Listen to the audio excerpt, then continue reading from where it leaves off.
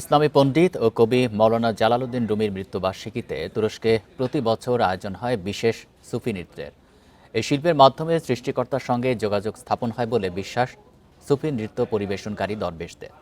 আর এই নৃত্য উপভোগ করতে এবং রুমির সমাধিতে শ্রদ্ধা জানাতে প্রতি বছর তুরস্কে জড়ো হন পর্যটকেরা।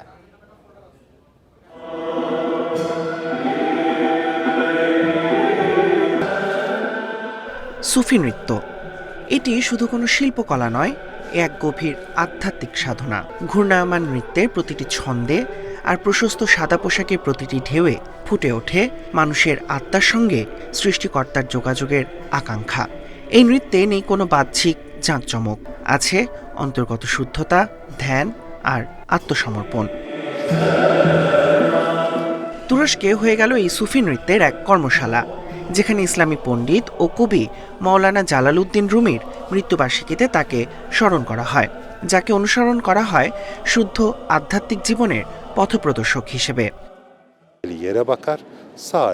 রুমি এই সুফি নৃত্যের মাধ্যমে সৃষ্টিকর্তার সঙ্গে যোগাযোগকে প্রিয়জনের সঙ্গে পুনর্মিলন বলে তুলনা করেছেন।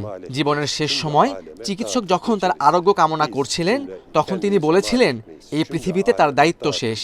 এবার তিনি তার প্রিয়জন অর্থাৎ সৃষ্টিকর্তার কাছে যেতে চান। রুমির মৃত্যুবার্ষিকী উপলক্ষে টানা কয়েক সপ্তাহ ধরে সুফি নৃত্য পরিবেশন করেন দরবেশরা। এই নাচের জন্য তৈরি করা হয় বিশেষ পোশাক তেন্নুরে। সাদা এই পোশাকটি পবিত্রতা, পরিচ্ছন্নতা এবং কাফনের প্রতীক। কারণ তেন্নুরে একজন দরবেশকে সবসময় মৃত্যুর কথা মনে করিয়ে দেয়। আর ওপরে যে আলখাল্লা পরা হয়, একে বলা হয় নাফস, যা মানুষের আত্মাকে উপস্থাপন করে। তেন্নুরে পরার আগে দরবেশরা নামাজ আদায় করেন। এছাড়া নাচ শুরু হলে খুলে ফেলেন কালো আলখাল্লাটি। প্রতি বছর মাওলানা জালালউদ্দিন রুমি মৃত্যুবার্ষিকীর সময় বিশ্বের বিভিন্ন প্রান্ত থেকে তুরস্কে ভিড় জমান পর্যটকরা। অনেকেই রুমির সমাধিতে জানান শ্রদ্ধা। Tahmid Abrar, independent news.